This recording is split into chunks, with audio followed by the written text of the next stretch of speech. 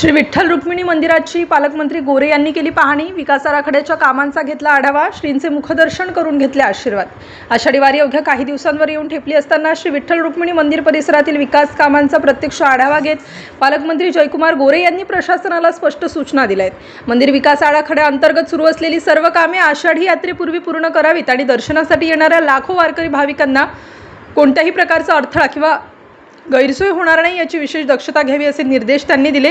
पालकमंत्री गोरे यांनी श्री विठ्ठल रुक्मिणी मंदिराची पाहणी करून पुरातत्व विभागाच्या मार्गदर्शनाखाली सुरू असलेल्या जतन व संवर्धनाच्या कामांचा सविस्तर आढावा घेतलाय। मंदिर विकास आराखड्याअंतर्गत पूर्ण झालेल्या कामांसह आगामी टप्प्यातील कामांची माहितीही त्यांनी अधिकाऱ्यांकडून जाणून घेतली।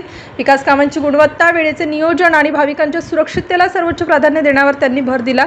यावेळी जिल्हाधिकारी एस कार्तिकेयन, जिल्हा परिषदेचे मुख्य कार्यकारी अधिकारी कुशल जैन, जिल्हा पोलीस अधीक्षक अतुल कुलकर्णी, श्री विठ्ठल रुक्मिणी मंदिर समितीचे कार्यकारी अधिकारी राजेंद्र शेडके, समिती सदस्य ज्ञानेश्वर महाराज जळगावकर, व्यवस्थापक प्रवीण कुमार घम, भाजप किसान मोर्चा प्रदेश सचिव माऊली भाऊ हळणवर, भाजपचे पंढरपूर मंडलाध्यक्ष हर्षल कदम, जिल्हा परिषद सदस्य आदिनाथ देशमुख, राष्ट्रवादी अजित पवार गटाचे नेते श्रीकांत आबा शिंदे यांच्यासह संबंधित अधिकारी उपस्थित होते।